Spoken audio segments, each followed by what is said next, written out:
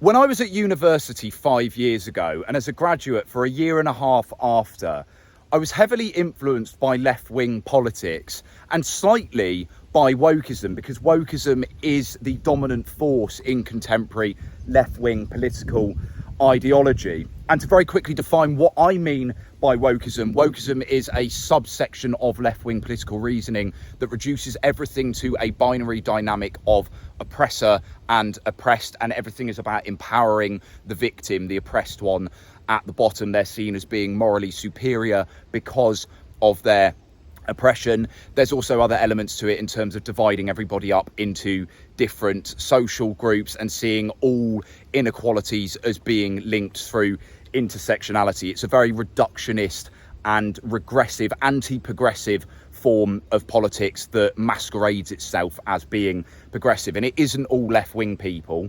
Right-wing people have a lazy tendency to label everyone on the left as woke, but they're actually not. But regardless, I have been influenced by it because left-wing or woke political forces were dominant in academia. Well, they still are, and they were at the time that I was doing it. I wrote my dissertation based around critical race theory, and it was at the time that the Me Too movement had become heavily influential, and men were getting bashed left, right and centre at the peak of things. I think they still are to a degree, though it's died down and we're seeing the fight back against it. But naturally, this rubbed off on me. And actually, when I was younger, when I first got into politics as an 11-year-old, I was very left-wing. I identified myself as a communist or a socialist. And look, I didn't know what I was talking about. I was an 11-year-old. I came from a left-wing household. My parents aren't commies or socialists, but I went that far with things.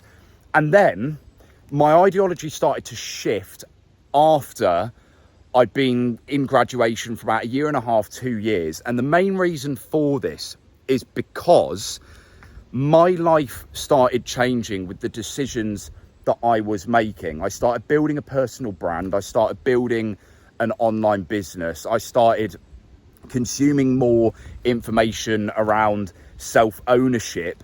And naturally, I developed more of an internal locus of control. I started realising that nobody was coming to save me, and that blaming societal structures and systems all the time isn't going to fix my immediate problems. It doesn't mean that systemic problems don't exist and societal problems don't exist and they shouldn't be addressed. However, it's important to work on yourself first.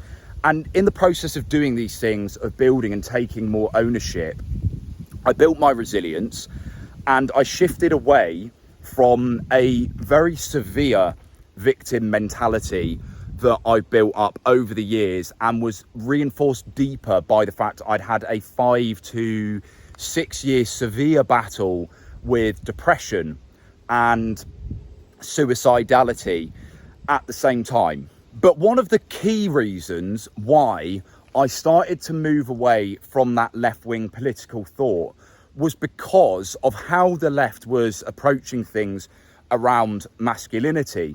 Now, when I started posting online, I was just posting men's mental health content. And I was posting content that was influenced by wokeism, Me Too feminism, and the attitudes to masculinity that I've now learned are heavily harmful and men don't relate to. And I learned that probably after about 6 months of posting online, given the circumstance changes, but also the response that I got from my content. So when I started posting online, I built up an audience of predominantly women, young women, especially on TikTok, and many of them were woke. They were genuinely woke. They were either left or they were woke. And this was because I was talking about things like toxic masculinity and that men just need therapy. I was regurgitating things without really putting much thought into it and looking at alternative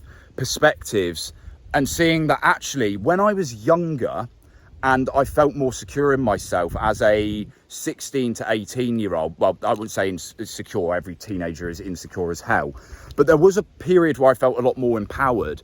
And this was when I was bodybuilding. I was 16 years old and I was about 82 kilos. I was very strong, very muscular. And I actually had shifted to right-wing political thought at that time, back then as a bit more of like a rebellion against my parents, right? But I noticed that those things, they helped me to feel stronger. Right? I felt more grounded in myself. And it was when I started getting back in touch with them again and my content shifted that I started to attract a more male audience. And the turning point, more than anything, was I really started to see that actually the left in today's form and the feminist movements in particular, they really despise men and don't understand them. They want to control men and they want to, well, their vision for what men should be, what they see as the solution, is very much the idea that men are deficient women and they need to be more like women to be better. You just need therapy. You just need to open up more, when it's been shown time and time over that the majority of men respond better to solutions rather than talking and feeling validated and loved like women do. If you give men purpose, if you give them a meaningful job, a sense of duty, if they have challenges that they're overcoming and growing, if they have brotherhood and connection, if they're competing, these kind of things, they are far more effective at helping men to feel better in themselves. And I learned this myself too, but I found that the left was so intolerant to hearing these ideas because they are so deeply caught up in Me Too fourth wave feminist ideology that essentially sees men as evil if they're not actively involved in committing sexual offences against women. They're complicit in the rape culture, a nasty, fictitious social construct that simply does not exist. And they respond in a, again, vicious, coordinated and often bitchy way to anyone who dares challenge their narrative and their worldview. And I realised I cannot be affiliated with this side of the fence anymore. And if you guys have ever come across George the Tin Men, one of the leading men's activists who was a former Labour Party member, he says a very similar thing with his experiences, that even though he is left himself, a progressive liberal, he found it incredibly difficult to talk about these things with the left. And this is the problem with the left and masculinity today. They've completely neglected it. They've left a vacuum. They fail to give good alternatives of male role models to the ones on the right that they see as evil and influencing everyone. Basically, they think that every young man is begging down at the knees to Andrew Tate and can't think for themselves, and there isn't anything beyond that.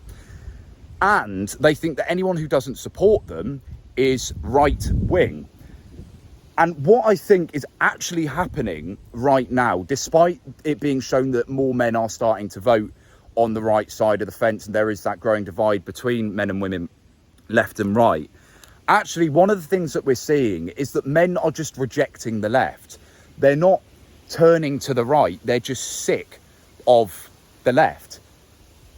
The left have alienated them that much that they're obviously not going to get behind them. And simultaneously, with wokeism becoming the dominant force in left-wing ideology, it has redefined what is progressive and what is not, what is left and what is right. And to them, basically anybody to the right of them as woke people is a Tory or a fascist, if you go even further than that. And I think there's so many people today who feel alienated by that, even women as well, where they're not caught up in this radical wokeism, but they get branded as being a right-winger, as being, well, and being right-wing isn't a bad thing either, by the way. Left and right are equivalent forces. They're natural. People are drawn to them for various different reasons, whether it be evolutionary reasons in their genetics, whether it be their experiences, their jobs, just their preferences with things. Jordan Peterson does an excellent job of explaining the differences in psychology between the left and the right. They're both necessary. But there is a guilt that comes with right-wing people, and right-wing people are often afraid to publicly say it because the left tend to attack them in a very vicious way. And actually, a lot of these people that are being branded as right-wing now, they're not, right? Many of them, they probably are genuinely progressive people. Another huge example of the hypocrisy there. Look at the fact that the left are now ardent defenders of Islam, a conservative religion that strips back gender progression in every place that it goes, that is against LGBTQ plus equality, is very conservative, right? But you've ended up with this ridiculous position where the left ardently defend a group that despises their own way of thinking, and it's now labelled as right-wing to be a critic of Islam, when traditionally it was the left that were the ones who were most critical of monotheistic Abrahamic religion, right? We're seeing this bizarre reversal of the ideologies. Very similar thing again, how now you've got the left defending traditional institutions like law and the courts because they're using lawfare to try and prevent democratic decisions coming in. Look at what happened with Le Pen in France. If you look at the Gina Miller case with Brexit, it was tried in America as well with Trump, but Trump still managed to fucking push through it somehow, right? We can see it happening. There's this strange reversal. So perhaps maybe as I'm going along thinking as I talk, we are actually just witnessing a redefining of what left and right is. But to bring it back to the point about masculinity, I think the left really are shooting themselves in the foot, and they're only going to alienate men further if they continue this narrative of stigmatizing men. And you cannot blame men from moving away from that side of the fence, especially when the right is empowering them. But that's a rant over for this video. If you found this insightful, feel free to hit the subscribe button. And if the off chance that you are an entrepreneur who's watching this now, I do have my main channel. The link is in my profile here. I help entrepreneurs to build personal brands. If you're interested in working together, feel free to check that out. I'll see you in the next video.